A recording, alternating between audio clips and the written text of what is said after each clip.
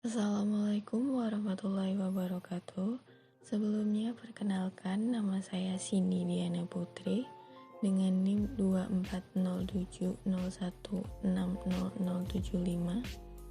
Saya dari kelas 1B.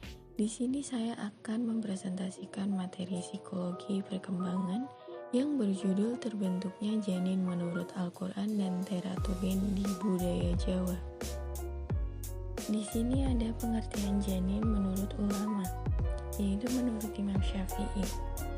Imam Syafi'i berpendapat bahwa pada masa kehamilan dapat dikatakan itu sebagai janin, yaitu ketika pada tahap gumpalan, al-mudghah, dan saat sesuatu yang melekat pada rahim al-alaqah. Pada fase ini, janin sudah dapat dianggap sebagai generasi manusia karena telah memiliki anggota tubuh seperti jari tangan, kuku, mata, dan sebagainya.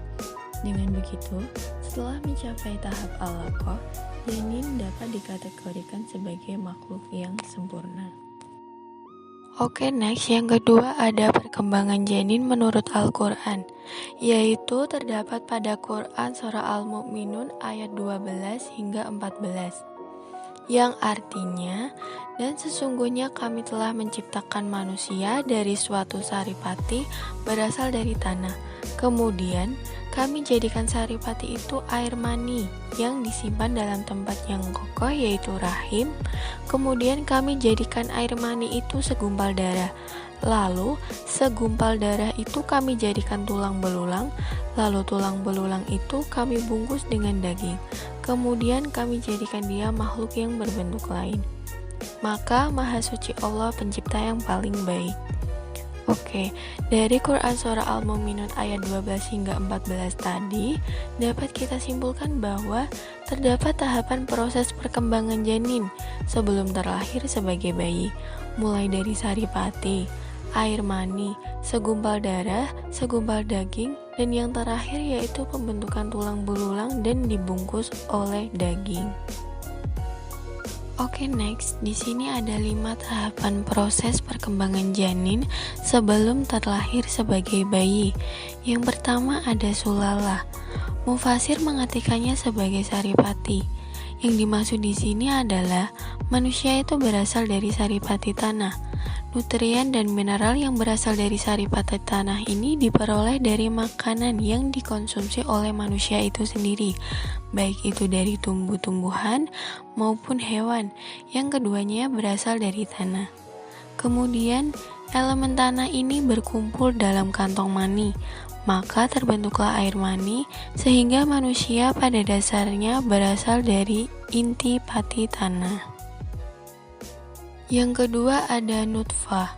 Nutfah diartikan sebagai air mani. Secara terminologis berarti tetesan. Tetesan yang dimaksud di sini adalah setetes air mani. Di dalam sains, nutfah berarti setetes sperma. Dan di dalam kajian embriologi, nutfah hanyalah sebagian kecil dari mani yang terlibat dalam proses embrio. Di setiap ejakulasi, terdapat adanya 200 hingga 300 juta sperma. Akan tetapi, hanya 0,05% saja yang berhasil mencapai ovum untuk bersenyawa. Dan hanya 1 sperma saja yang dapat melakukan hal tersebut dan kemudian membentuk zigot sebagai cikal bakal menjadi bayi. Yang ketiga ada alaqah.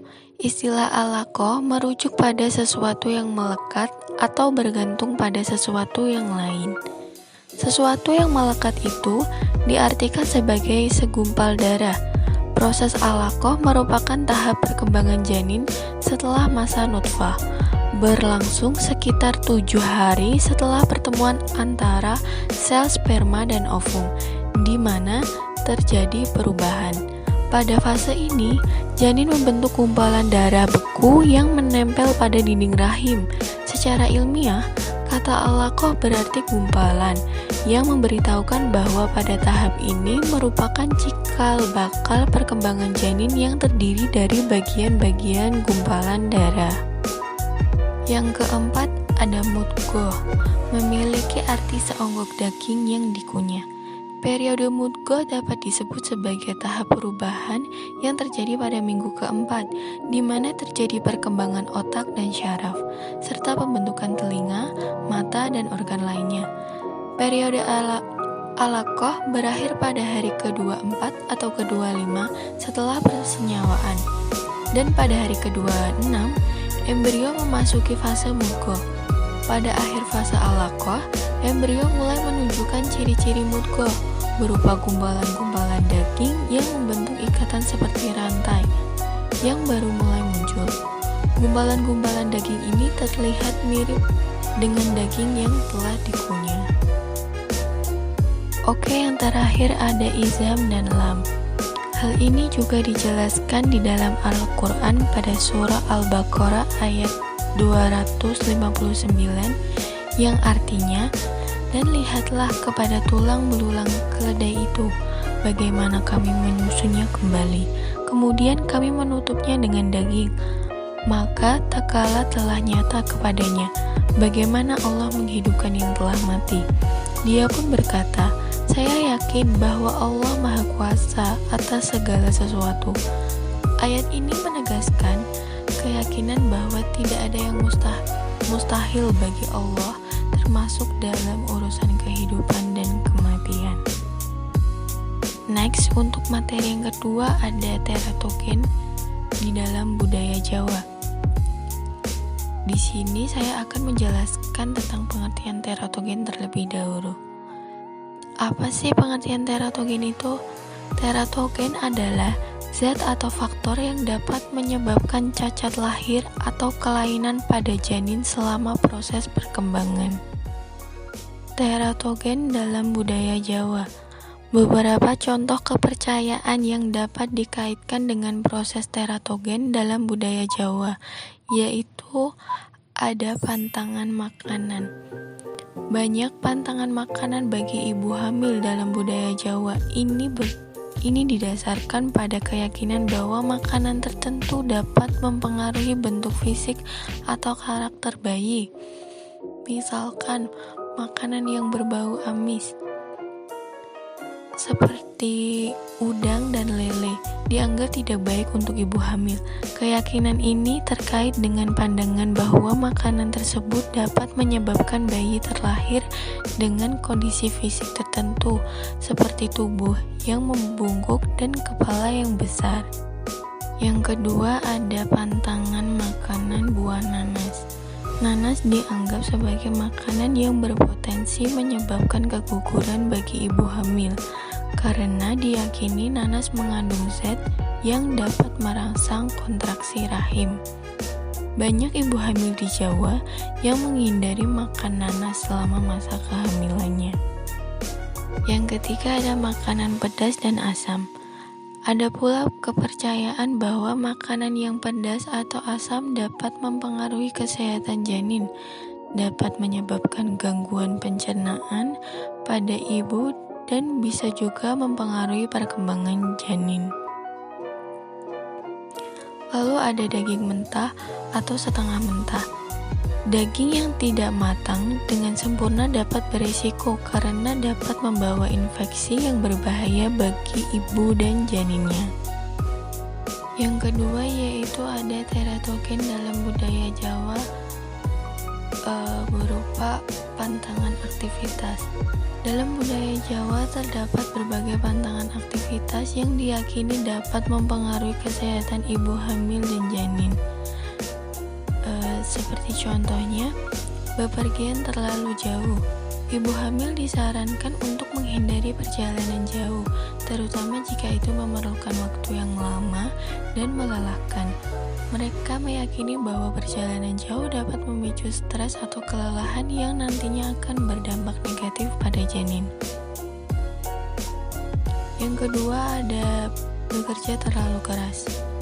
Aktivitas fisik yang berat, seperti bekerja di ladang atau mengangkat barang yang berat, dianggap bisa membahayakan kehamilan, dapat menyebabkan keguguran dan komplikasi lainnya. Yang ketiga itu ada membatin orang, mengucapkan kata-kata yang buruk atau prasangka negatif terhadap orang lain. dianggap dapat berdampak pada kondisi janin. Kepercayaan ini berkaitan dengan energi positif dan negatif yang diyakini dapat mempengaruhi kehamilan. Contohnya seperti saat seseorang ibu hamil bertemu dengan seseorang yang mempunyai kelainan fisik tertentu, dan ibu hamil itu membicarakan orang tersebut, baik itu hanya di dalam hati atau disampaikan secara langsung oleh orang di sekitarnya. Maka, orang yang di sekitarnya akan menegur ibu hamil tersebut karena mereka meyakini bahwa omongan yang tidak baik tersebut akan kembali pada janin yang dikandungnya. Yang ketiga ada kepercayaan pada kekuatan goib. Beberapa kepercayaan terkait kekuatan goib yang dapat mempengaruhi kehamilan di budaya Jawa, yaitu ada gangguan makhluk halus. Dalam beberapa budaya, ada kepercayaan bahwa makhluk halus atau roh dapat mengganggu kehamilan. Misalnya, jika seseorang wanita hamil mengalami gangguan dari makhluk halus, diyakini dapat menyebabkan keguguran atau masalah pada janin. Lalu ada perlindungan dari energi negatif. Gunting dianggap sebagai alat yang memiliki kekuatan untuk memotong atau menghalau energi negatif yang mungkin mengganggu kehamilan. Dengan membawa gunting, diharapkan ibu hamil dapat melindungi diri dan janinnya dari pengaruh buruk, baik dari orang lain maupun dari makhluk halus. Yang keempat ada teratogen dalam budaya Jawa, yaitu pengaruh lingkungan. Yang pertama ada kebersihan lingkungan. Tempat tinggal yang kotor atau tidak sehat dapat meningkatkan risiko paparan terhadap infeksi. Infeksi tertentu seperti toksoplasmosis yang dapat menjadi teratogen yang menyebabkan komplikasi serius pada janin. Yang kedua ada kualitas udara. Polusi udara termasuk partikel halus dan zat kimia berbahaya dapat menjadi teratogen. Penelitian menunjukkan bahwa paparan terhadap polutan udara dapat berhubungan dengan risiko kelahiran prematur, berat badan yang lahir rendah, dan masalah perkembangan. Oke, next yang terakhir ada kesimpulan. Kesimpulannya, tahap-tahap perkembangan janin dalam Al-Quran, kita bisa memahami proses mulai dari sperma, persenyawaan, hingga ditiupkannya ruh ke dalam janin. Seluruh aspek ini dibahas dalam kajian embriologi, kecuali soal ruh. Sungguh suatu bukti yang tidak dapat dipungkiri bahwa Al-Quran itu adalah wahyu Allah SWT dan bukan hasil karya Nabi SAW. Yang kedua, dalam budaya Jawa, meskipun konsep teratogen secara modern tidak digunakan secara langsung, namun terdapat berbagai kepercayaan dan praktik yang berhubungan dengan hal-hal yang dipercaya dapat mempengaruhi kesehatan janin, seperti pantangan makanan, aktivitas, serta kepercayaan terhadap kekuatan goib. Terima kasih, sekian. Wassalamualaikum warahmatullahi wabarakatuh.